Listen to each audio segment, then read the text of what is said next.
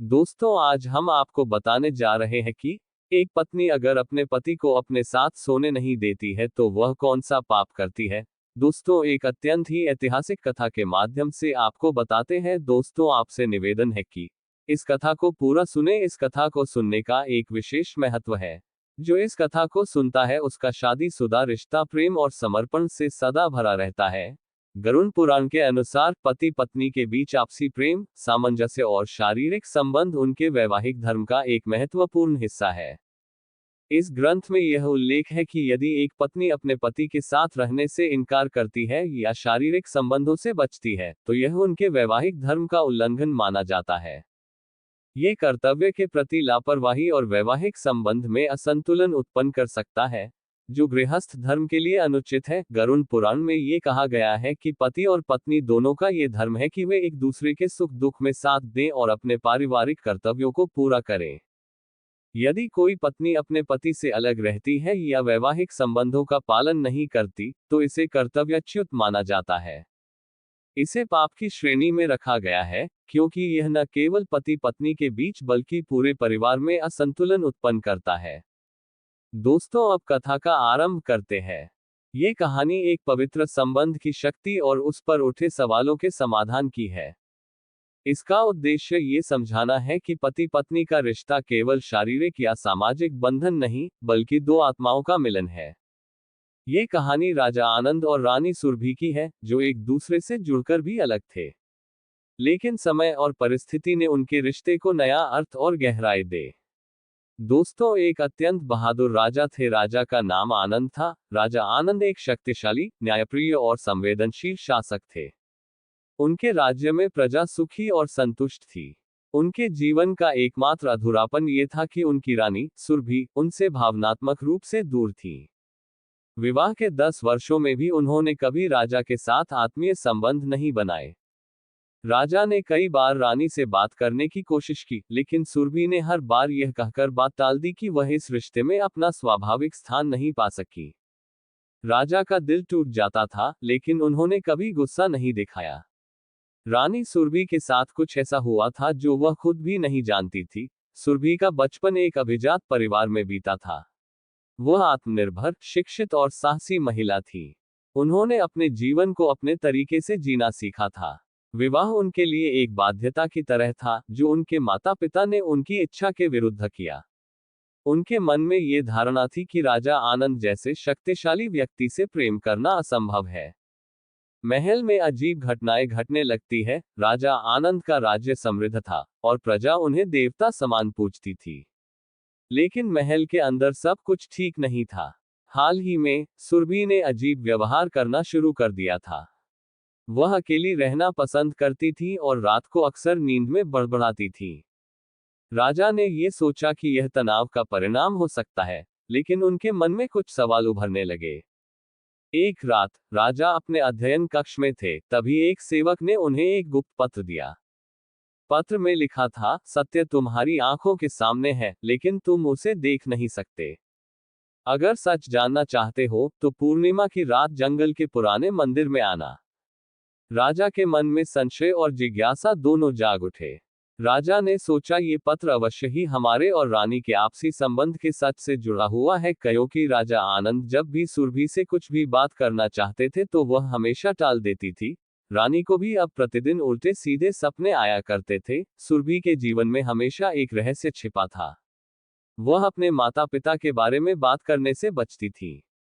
उनके विवाह के समय भी कुछ पुरानी बातें छुपाई गई थी। जब राजा ने पहली बार उनसे विवाह का प्रस्ताव रखा, तो उन्होंने असमंजस में हामी भरी थी। लेकिन अब सुरभि के सपनों में एक धुंधला चेहरा बार बार आता था। वह चेहरा किसी अजनबी का था, और हर बार उस चेहरे को देखकर सुरभि घबरा जाती थी। राजा आनंद और रानी सुरभि के विवाह को 10 वर्ष हो चुके थे।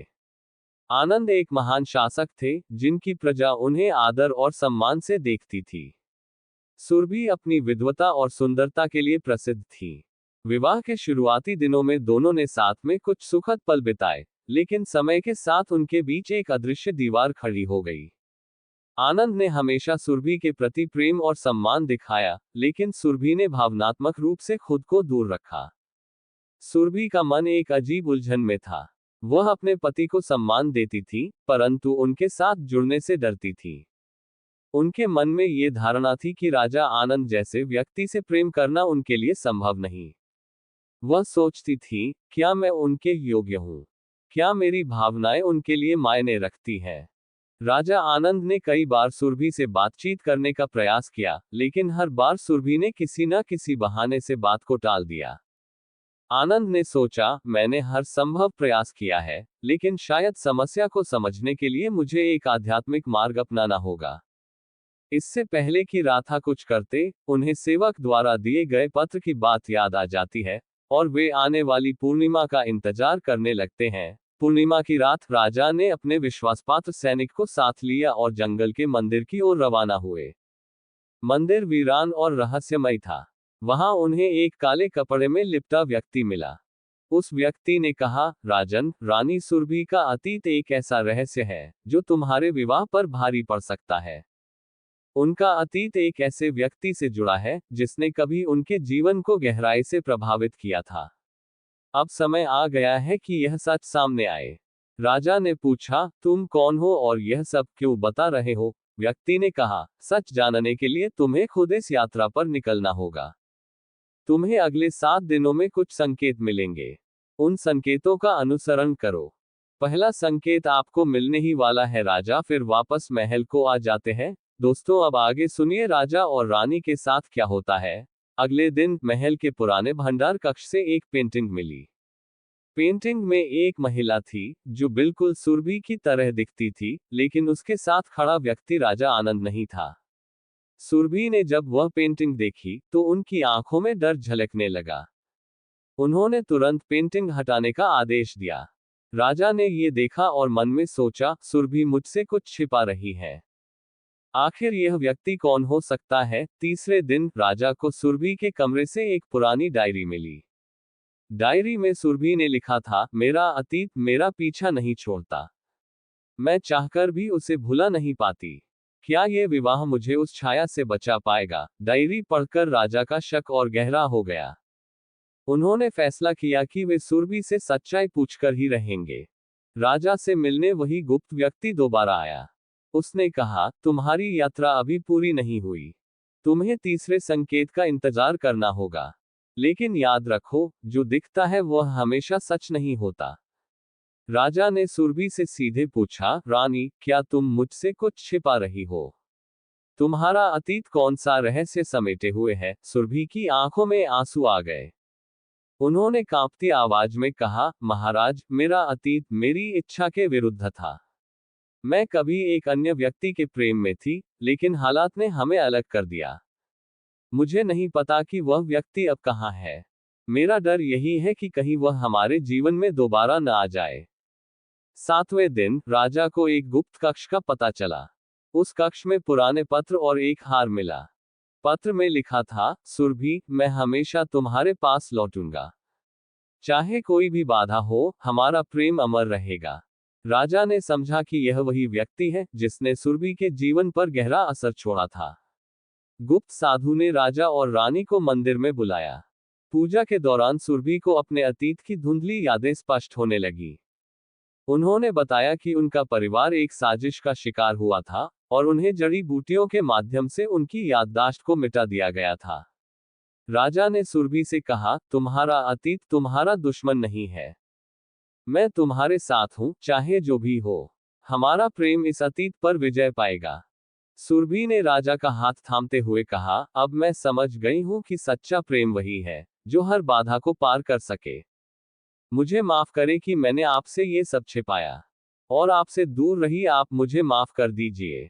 दोस्तों, कोई भी कारण हो जिसके कारण स्त्री यदि अपने पति से दूर रहती है, अपने पति के साथ सोने से इनकार करती है, तो वह घोर पाप करती है और धर्म ग्रंथों के अनुसार सीधे नरक को जाती है।